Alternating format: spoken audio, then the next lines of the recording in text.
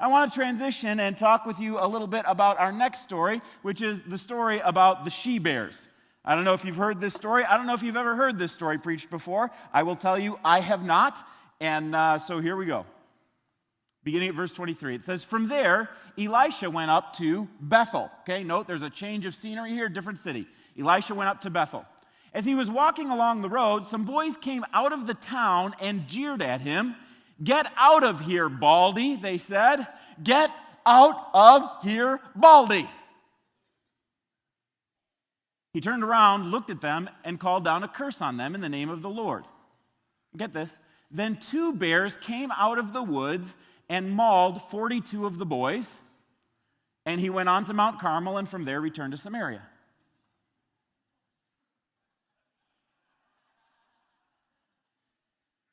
I think I've said this every time we've met Elisha, each of the 3 weeks. Now, there's a weird story. So after reading this, I'm going to play a little game with you. The game is you be the preacher, okay?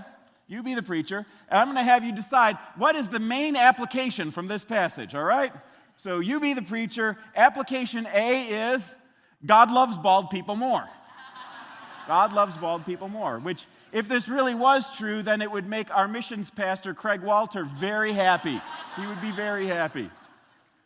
All right. Application 2 could be don't make fun of people or you'll get mauled.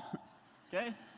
Application number 3, or C, is when God shows up, everything changes. Okay, so you be the preacher, pick A, B, or C. Which one do you think it is? It's C. It's C. When God shows up, everything changes.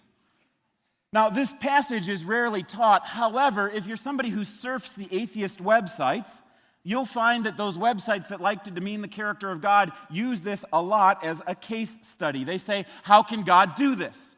I mean, Elisha is the one who called the curse, but it was God's power that did it. Make no mistake about it, it's not Elisha in control of the bears, it's the Lord who is in control of the bears, and this is very disturbing. In fact, every week on Sunday morning, 2 of my favorite little friends, Morgan and Maddie Reed, they draw pictures of what happens in my message. You know, they always bring me pictures afterwards and say, here's what I learned from your message. I'm a little bit scared for the pictures that they're going to bring today. But there's a few things that are important to note in order to be able to understand this passage, because it really seems painful and unjust. First thing to note here is that the city that he's gone to is a city by the name of Bethel, just up the road a piece from Jericho. Now, a few generations before Elisha came on the scene, Israel was divided into 2 kingdoms. It used to be 1 kingdom under David, Saul, and Solomon, and then Solomon's kids, Jeroboam and Rehoboam, wound up splitting the kingdom, and it went in 2 places, Judah in the south, and then Israel was still known as Israel in the north. Now, when Jeroboam took over the northern kingdom, he said, I don't want people going down to Jerusalem to worship. I want to keep all of the action right here under my control in the northern kingdom. So instead of having people travel to Jerusalem to worship, he decided that he was going to set up golden calf worship at 2 cities, Dan in the north and Bethel in the south. That way, if anyone from Israel was kind of on the road towards Jerusalem, they would be intercepted along the way, and they would be greeted by a golden calf. And the hope is that people would stop worshiping the God of the Old Testament, the God of Israel, the God of Abraham, Isaac, and Jacob, and begin worshiping this new God. It was an established national idolatry, and Bethel was the center for that to happen. It was designed to make people avoid worshiping the one true God. So when you think of the city of Bethel, at least during this era, that's what you should be thinking about. This is the center, or one of 2 centers, of calf worship. And it's likely that the people who engaged Elisha along the road were some of the defenders of the calf worship. Second thing I want to point out is the baldness of Elisha. The baldness of Elisha. You notice that they said, get out of here, you baldy. So Elisha, we know, was at least a bald-headed prophet. We don't know exactly what that symbolized, but we know that them making fun of his baldness was a reference to his prophethood. It might be that he had recently made a Nazirite vow, and as a part of that pledge, he shaved his head.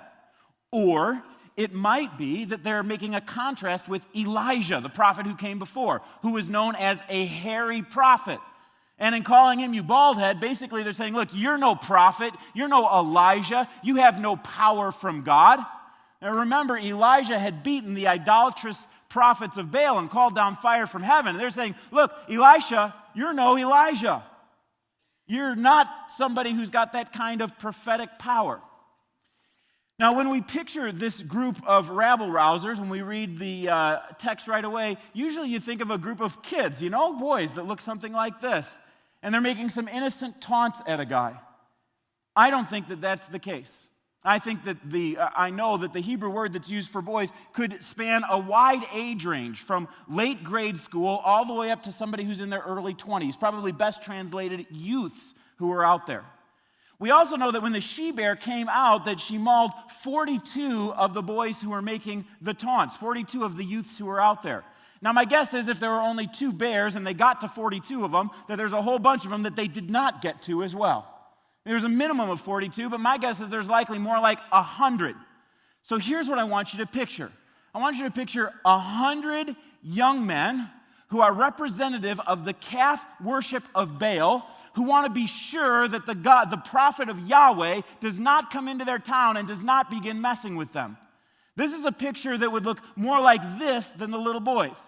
It's a picture of mob violence with 100-to-1 odds. It's a whole gang that's coming against Elisha. And Elisha, if he has a confrontation with these guys, if he gets into a fist fight, he's sunk. He's up against impossible odds. But Elisha has a double portion of God's Spirit. So simply with the power of his voice, he says, "Curse you in the name of the Lord." And God sends down the she-bears. I don't know if this reminds you of any story in the Old Testament. It would have reminded the people of Bethel of a story very clearly. Because just one generation before, there was another prophet named Elijah who had another face-off with a group of idol worshipers. They were the prophets of Baal on the side of Mount Carmel. And in that case, it was 400-to-1 odds. 400 prophets of Baal against Elijah. And whoever called down fire from heaven first was the one who would win the contest. And so after waiting for a while and taunting them for a while, Elijah called down fire from heaven, and God answered in that fire. And then the people who were the prophets of Baal, everyone said, these guys are not real. They're not teaching us the truth. They all got killed, and people turned, and they began to worship the one true God. It's just true that in a face-off between the God of the Bible and the God of the idolaters, God wins. God wins.